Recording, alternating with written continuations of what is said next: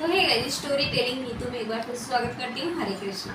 तो आज की जो हमारी सत्य घटना है वो है सारिका की। सारिका की शादी होती है दिल्ली में। दिल्ली का एक फैमिली है जो कि बहुत अच्छी फैमिली है।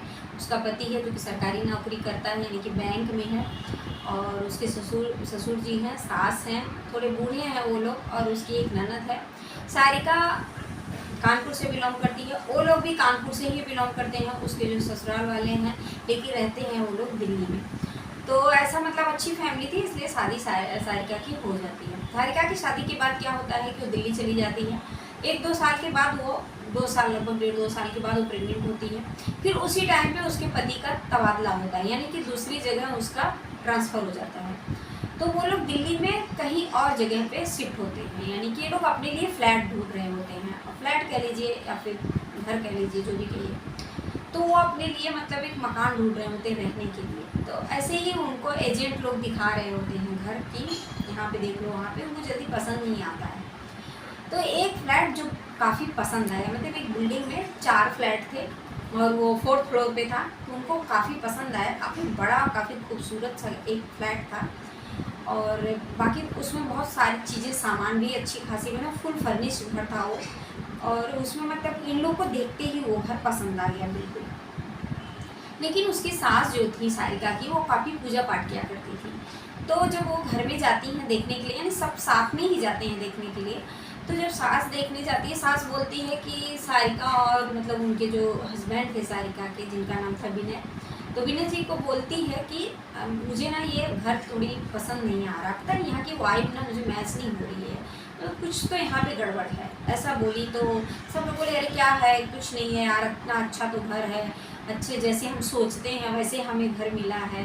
कल्पना करते हैं ना कि एक सुंदर सा घर होगा, सब फर्नीचर वगैरह होगा, तो वैसा ही बिल्कुल घर था, बड़ी बड़ी खिड़कियाँ थी, सब कुछ एकदम उनके अनुसार था।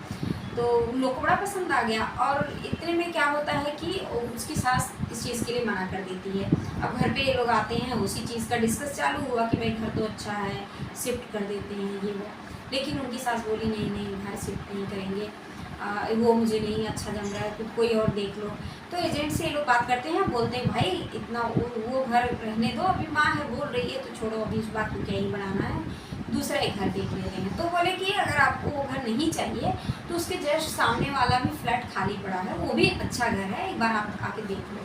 तो ये लोग उस घर को भी देखने गए, तो उस घर को जाके देखते हैं तो उनको पसंद आ जाता है। नॉर्मल सा अच्छा एक फ्लैट था, मतलब उतना तो सुंदर नहीं था पर ये भी सुंदर था, उसके जस्ट सामने वाला ही फ्लैट था। तो वहाँ पे ये लोग शिफ्ट हो जाते हैं।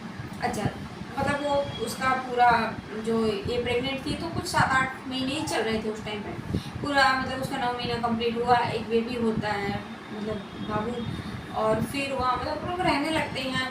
थोड़ा दिन हुआ, 7-8 महीने बीते, लेकिन इन 7-8 महीनों में क्या होता है कि मतलब बाबू होने के बाद 7-8 महीनों में होता ये है कि जैसे उनको कभी लगता है ना कि मेरे पीछे से कोई, जब वो रोटी बना रही होती है तो कोई पीछे है, या फिर कोई उसे आवाज़ दे रहा है, या फिर उसके बाल कभी ना, जैसे ऐसे बाल है ना, तो ऐसे लगता था किसी ने ऐसे फूंक दिए हो तो बाल ऐसे उड़ के आ गए, जबकि वहाँ पे हवा नहीं चल रही होती है, कुछ भी नहीं इस तरह से। या फिर कभी कभी ना ऐसे लगता है कि सामने वाले घर में ना कोई बच्चे की चलने की आवाज़ आ रही है, जैसे 2 बच्चे आपस में खेल रहे हों, या फिर मतलब वो रो रहे हों, या फिर बॉल खेल रहे हों, या फिर उनकी मम्मी भी ऐसे बोलते हैं ना, 2 बच्चों के साथ बात कर रही है, डांट रही है, इस टाइप की आवाज़ें आती थी। जबकि उस सामने वाले घर में जो लोग देखे थे उसमें तो कोई था ही नहीं, वही जो फुल फर्निश्ड घर था सुंदर सा, उसमें तो कोई था ही नहीं। तो फिर ठीक है, इन सब चीज़ों के लोग इग्नोर करते हैं। फिर कुछ दिनों बाद क्या होता है कि इसकी मम्मी जो मम्मी उनकी सास थी सारिका की, बूढ़ी थी थोड़ी, तो उनकी बहुत तबीयत ख़राब हो जाती है, उनको हॉस्पिटल में एडमिट कराया जाता है और नहीं बच पाती, उनकी डेथ हो जाती है। तो जब डेथ हो जाती है तो उस टाइम पे ना ये लोग हॉस्पिटल से लेके आए थे तो बहुत रात हो गई थी। तो इन्होंने सोचा कि दाह संस्कार अभी तुरंत तो नहीं कर सकते, उनकी बेटी जो थी वो भी आ जाए तो अपनी माँ को देख लेंगी, तो सुबह दाह संस्कार हो जाएगा। तो उन्होंने क्या सोचा कि अभी इस घर में लाश नहीं रखते हैं, हम सामने वाले घर में ही रख देते हैं, जो घर फुल फर्निश्ड था, क्योंकि वो खुला ही, वो उसको कितना भी आप कुंडी लगाओ, ताला लगाओ, वो खुल ही जाता था खुद ब खुद, पता नहीं क्या था गड़बड़ उसमें। तो फिर ठीक है, इन चीज़ों को इग्नोर किया जाता था, कोई करता होगा या शायद ऐसा, या जो भी है उस चीज़ को हटा देते थे। फिर वहाँ पे रखा गया। इसके बाद फिर वहाँ पे उसके ससुर जी बैठे थे पूरी रात, उनको अजीब अजीब से सपने आ रहे थे उस टाइम पे जब, तो बोलते ठीक है अभी मरा है कोई घर में है, तो ऐसा लग रहा होगा। और सारिका को भी थोड़ा सब उस टाइम पे अच्छा नहीं लग रहा था। अच्छा, इसके बाद सुबह हुआ, उनका अपना हो गया जो भी करना था उनका। कुछ दिनों बाद क्या होता है कि इसको ऐसा लगता है जैसे उस सामने वाले फ्लैट में ना कोई है, ये चीज़ बार बार उसको महसूस होता है, उसके घर में तो नहीं, सामने वाले फ्लैट में जो फुल फर्निश था। तो एक दिन सारिका को रहा नहीं गया और उसने पूछा कि अपनी पड़ोसन से कि एक बात बताओ मुझे कि मुझे ऐसी ऐसी आवाज़ें सुनाई देती हैं, कभी कभी मेरे को लगता है कि वहाँ पे कोई है, वो 2 बच्चे हैं और उसकी माँ है, ऐसा मतलब मुझे लगता है, आवाज़ आती है। कभी कभी मुझे थोड़ा सा कुछ दिखता है, आपको पूरे अच्छे तरीके से दिखता नहीं है, ऐसा क्या हुआ था। तो पड़ोसन बताती है कि देखो अभी तो तुमको रहते हुए यहाँ पे टाइम बीत गया, यानी कि 1 साल से ऊपर हो गया, तो मैं बता दे रही हूँ। यहाँ पे एक लेडीज़ थी, उसके हस्बैंड थे, उसके फैमिली वाले रहते थे, तो वहाँ पे झगड़ा होता है एक दिन, बहुत उनके बीच में आपस में झगड़े होते हैं। वो लेडीज़ भी प्रेग्नेंट हुआ करती, वो हुई थी उस टाइम पे थी, उसके पेट में 2 बच्चे थे जुड़वा। और उसने क्या किया कि झगड़े के चलते उसी रात को फांसी लगा दिया और जुड़वा बच्चे भी मतलब वो उसकी डेथ हो गई, तो जुड़वा बच्चे भी मर गए थे। तो इसके लिए उसके बाद से उस घर में पूरा तांडव शुरू हो गया। बच्चों वही दोनों बच्चे उसके जो हैं उसके पेट में थे, वही खेलते हैं, वही माँ उसकी चिल्लाती है, वही करती। क्योंकि ये सारिका ने इसलिए पूछा था पड़ोसन से अपने, क्योंकि सारिका का जो बेबी था जो हुआ था अभी कुछ दिन पहले, वो ना बड़ा अजीब अजीब सी हरकतें करता था, रोता था कि किधर देख के रोने लग जाता था। और कभी भी रात में सारिका को भी सपने आते थे कि उसके बेटे को कोई उठा के ले गया, और वो भी अजीब अजीब हरकत, रोता है, उसको डॉक्टर के पास ले जाते हैं तो बिल्कुल भी वो बीमार नहीं था, कुछ उसको नहीं हुआ था, नॉर्मल था। तो फिर ऐसे क्यों हो रहा है, तो पंडित जी के पास लेके जाते हैं। पंडित जी काफ़ी जानकार थे, पता लगाने के बाद मतलब मिले थे, तो वो कुछ भूत देते हैं, यंत्र वंत्र देते हैं, बोलते हैं बच्चे को बांध दो और वहाँ से हो सके तो घर शिफ्ट कर दो, क्योंकि वहाँ पे ऐसा ऐसा कुछ गड़बड़ है।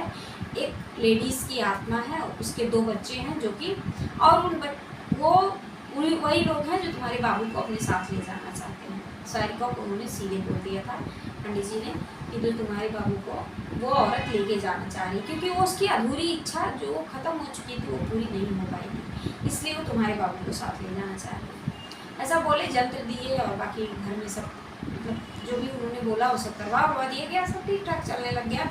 लेकिन कुछ ही दिनों बाद, क्योंकि सामने ही फ्लैट में ये सब चीज़ें थी, तो होता ये है कि भाई अभी ठीक है, वहाँ के जितने भी मकान मालिक थे वो सब अपना छोड़ दिए थे, अपना घर पूरा मतलब छोड़ के, कोई रेंट पे दे दिया था, कोई ऐसे कोई दूर रहने लग गया था, रेंट पे ही मतलब चढ़ा के सब चले गए थे। बस एक ही भाभी थी जो वहाँ रहती थी, उसने ही सब कांड सारिका को बताया था।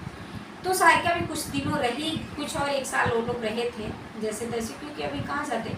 फिर उन्होंने उनका ट्रांसफ़र दूसरी जगह करवा लिया और फिर अपने दूसरी जगह शिफ्ट हो गए। बट उनके दिमाग में आज वो बातें कहीं ना कहीं चलती रहती हैं। अभी वो जिस रूम में रहते हैं एकदम आराम से रहते हैं, वहाँ पर कोई दिक्कत नहीं है।